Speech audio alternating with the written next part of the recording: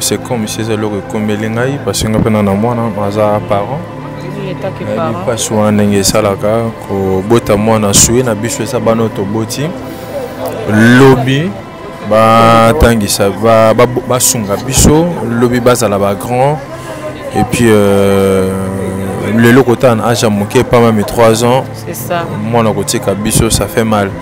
Ça fait mal ko bon ça moi na botami et puis il a aussi accueilli donc c'est choquant. Le monde qui peut assister frère Nabiso comme on a dans le sens que soit on a monde aussi et ça les moi moi bien pour partager comme on a dit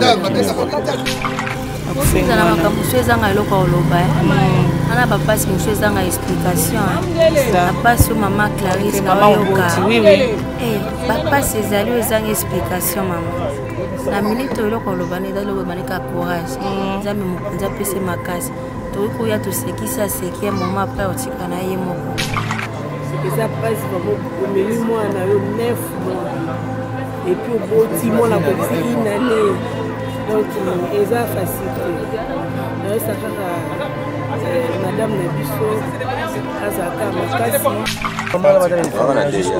ok, voilà, la dernière sur Anouchka TV quand on est Kibino par rapport à Sango et la Kibiso il y a moi na ya Pierron Domba c'est artiste comédien atika Kibiso donc il bande connaît à théâtre batike bongote bazo zala toujours penenae koya na biso susu yango yo a tokuti ba comédien belé ba ekolelisa Pierron Domba si to ça na président J.D. Iloua to zanga te kotuna ta moi mituna. Président J.D. Iloua, bonsoir. Bonsoir, maman. Et condoléances d'abord, malgré la page noire, ils ont belé. Merci beaucoup, à vous aussi. Merci. Ok, voilà, tout le monde nous a appris de nous Pierron Domba. Bien sûr, qu'on fait la moine, ils ont passé. Pour nous, aux autres, c'est comme si c'était le comédien parce que nous avons un parent.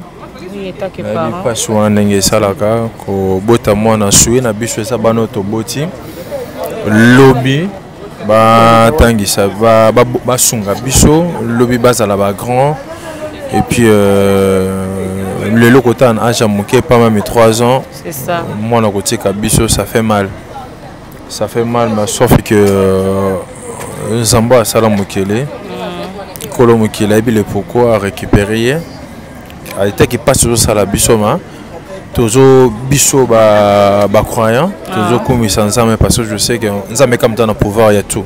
OK, nous avons comme dans le pouvoir tout moi message pour na couple Ndomba parce que après ba makambo ya ke belé moi message d'encouragement moi conseil ko pesa bango. Conseil ko pesa bango ça que non baza makasi je sais que ça facilité mais baza makasi et puis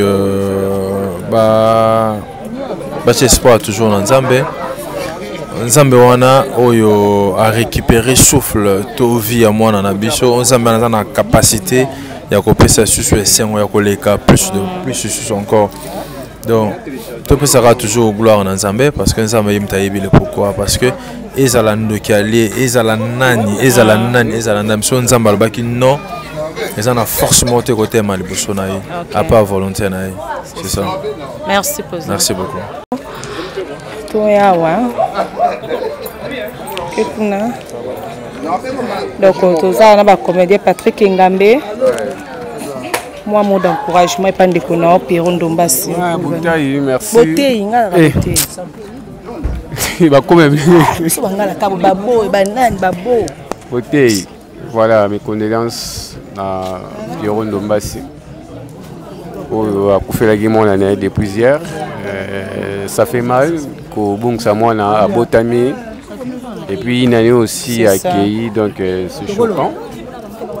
Le monde qui peut assister frère Nabiso comme on a dans le sens que soit on a aussi et ça les moi bien pour partager comme on a dit.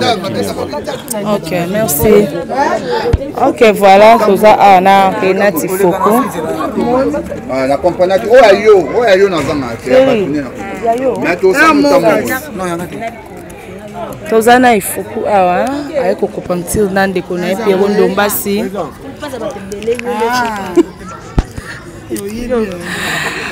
ifuku bonsoir Baxa bonsoir Donc tout le monde a la matanga ya mwana biso ya président Pierrot Ndombasi et ta que maman kobota mwana bien sûr que ça a passé nini ko ko loba bande kona Ofuza na makambo ezanga eloko oloba ana papa si monsieur ezanga explication papa so maman Clarisse maman oui oui papa ezali ezanga explication maman na minute eloko oloba ne dalo banika courage nzambe mokonza pese makasi to ko ya to sekisa sekia maman après otika na ye moko pa yo kana muteme ebika ye moko. C'est ça.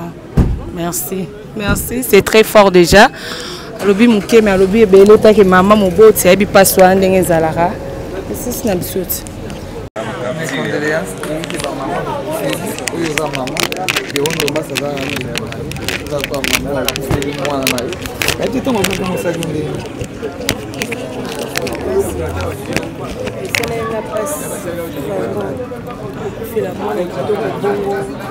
Nalala a été dérangé. Ça m'a dit qu'on a beaucoup de 2 heures.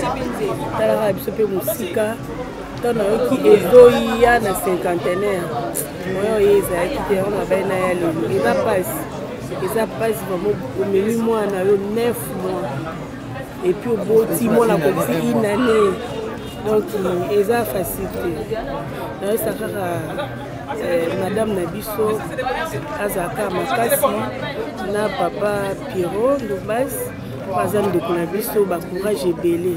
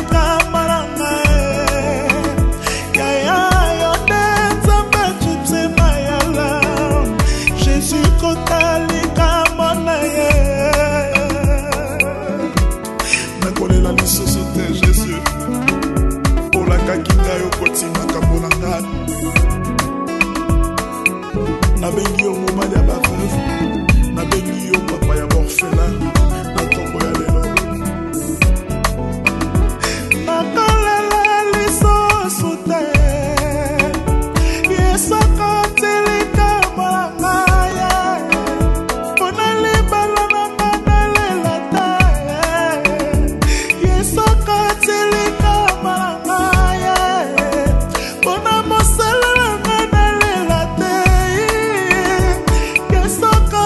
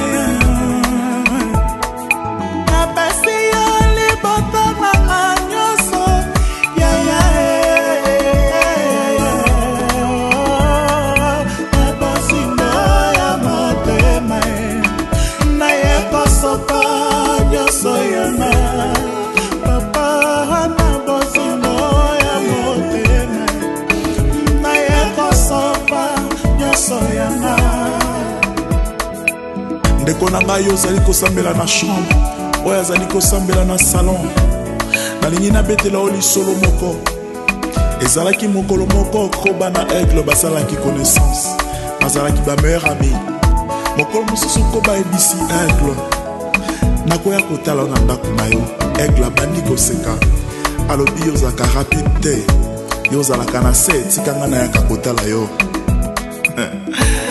Koba ebisi alobi okokutanga na ndako na yo Aigle alobi nabeta tour kotala Koba nzoka Koba asalaki stratégie abisi mwasi na ye ambale ngai lokola kado soki Aigle ye yebisa ye natikelaki kado na bimi moke azwa yango me afungola yango kaka na ndako na ye mokolo wana Aigle azalaka mayele me mayele na ye esilaki azwi kado amemi yango ntina ndako na ye abina fungola ntango mosu eza eloko ya kitoko afungola boye amoni Koba abi po ani osali boye alobi makasi na yo ezali kaka mapapu na yo te makasi na yo efo ezala moto na yo moto nyonso amitiki epa Yesu Masiya moto nyonso amisopi na bozindo epa Yesu Masiya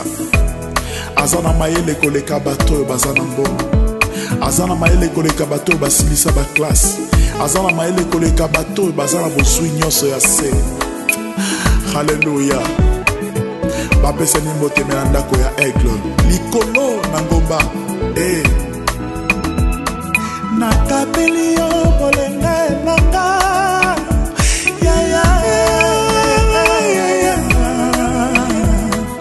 napesi yo libota nanga Yesu